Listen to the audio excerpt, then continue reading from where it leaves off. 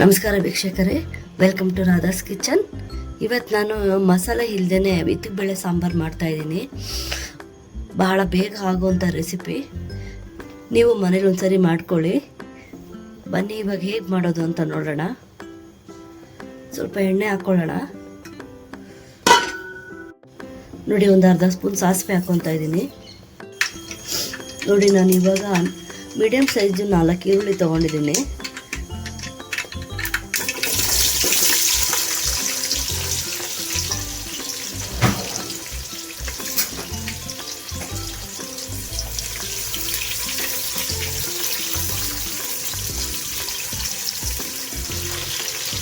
ನೀವು ಇದನ್ನು ದೋಸೆಗೆ, ಇಡ್ಲಿಗೆ, ಮುದ್ದೆಗೆ ಮಾಡ್ಕೊಳ್ಳಿ, ಚೆನ್ನಾಗಿರುತ್ತೆ ಸಾಂಬಾರು. ಬಹಳ ಬೇಗನೂ ಆಗುತ್ತೆ, ಮಸಾಲೆ ಏನು ರುಬ್ಬಂಗೂ ಇರೋದಿಲ್ಲ.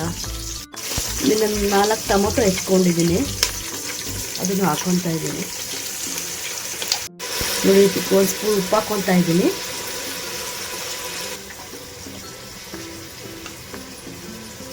ಒಂದು ಅರ್ಧ ಸ್ಪೂನಷ್ಟು ಅರಿಶಿನ ಪುಡಿ ಹಾಕ್ಕೊತಾ ಇದ್ದೀನಿ.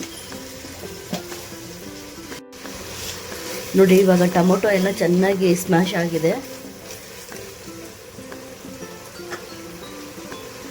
ನೋಡಿ, ನಾನು ಇದಕ್ಕೆ ಸ್ವಲ್ಪ ಕರಿಬೇವು ಸೊಪ್ಪು ತೊಗೊಂಡಿದ್ದೀನಿ, ಹಾಕೊಳ್ಳೋಣ.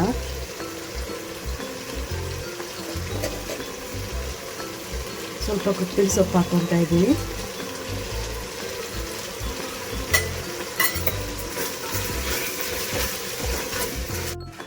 ನೋಡಿ, ನಾನು ಇತ್ತಿಗೆ ಬೇಳೆ ಮತ್ತು ಆಲೂಗಡ್ಡೆ 1 ವಿಷಲ್ ಕೂಗಿಸ್ಕೊಂಡಿದ್ದೀನಿ. ಜಾಸ್ತಿ ವಿಷಲ್ ಕೂಗಿಸ್ಕೊಳ್ಳಿ. ಇಲ್ಲ ನೀವು ಪಾತ್ರೆಯಲ್ಲೇ ಬೇಯಿಸ್ಕೊತೀನಿ ಅಂದರೆ ಪಾತ್ರೆಯಲ್ಲೇ ಬೇಯಿಸ್ಕೊಳ್ಳಿ.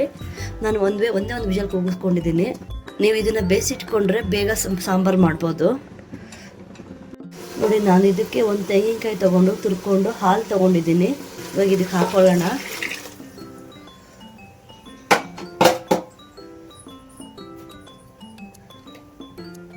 ನೋಡಿ, ಇದಕ್ಕೆ ನಾನು 2 ಸ್ಪೂನ್ ಆಗೋಷ್ಟು ಸಾಂಬಾರು ಪುಡಿ ಹಾಕ್ಕೊತಾ ಇದ್ದೀನಿ, ಧನಿಯಾ ಪುಡಿ ಹಾಕ್ತಾಯಿಲ್ಲ. ನೀವು ಈ ಥರ ಸಾಂಬಾರು ಪುಡಿ ಹಾಕಿ ಮಾಡಿ ನೋಡಿ, ಚೆನ್ನಾಗಿರುತ್ತೆ ಸಾಂಬಾರು. ನೋಡಿ, ನಾನು 2 ಸ್ಪೂನ್ ಹಾಕಿದ್ದೀನಿ.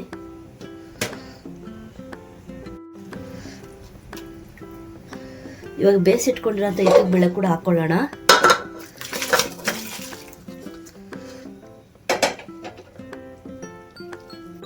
ನೋಡಿ, ನಾನು ಇದಕ್ಕೆ ನಿಂಬೆ ಗಾತ್ರದಷ್ಟು ಹುಣಸೆಹಣ್ಣು ತೊಗೊಂಡಿದ್ದೀನಿ. ನಿಮಗೆ ಹುಳಿ ಎಷ್ಟು ಬೇಕೋ ಅಷ್ಟು ನೋಡ್ಕೊಂಡು ಹಾಕ್ಕೊಳ್ಳಿ. ನೋಡಿ, ಹುಣಸೆ ಹುಳಿ ಹಾಕ್ತಾ ಇದ್ದೀನಿ. ನೋಡಿ, 1 ಸ್ಪೂನ್ ಆಗೋಷ್ಟು ಚಿಲ್ಲಿ ಪೌಡ್ರು ಕೂಡ ಹಾಕ್ಕೊತಾ ಇದ್ದೀನಿ.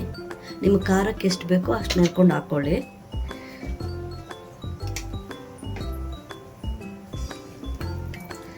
ನೋಡಿ, ತಟ್ಟೆ ಮುಚ್ಚಿ 5 ನಿಮಿಷ ಕುದಿಯೋದಕ್ಕೆ ಬಿಡಿ. ನೋಡಿ ವೀಕ್ಷಕರೇ, ಇವಾಗ ಇತ್ತಿಗೆ ಬೇಳೆ ಸಾಂಬಾರು ರೆಡಿ ಆಗಿದೆ. ನಾನು ಇದನ್ನು ತುಂಬ ಗಟ್ಟಿಗೆ ಮಾಡ್ಕೊಂಡಿಲ್ಲ, ತುಂಬ ತೆಳ್ಳಗೂ ಮಾಡ್ಕೊಂಡಿಲ್ಲ. ನೋಡಿ, ಮೀಡಿಯಮಾಗಿ ಮಾಡ್ಕೊಂಡಿದ್ದೀನಿ.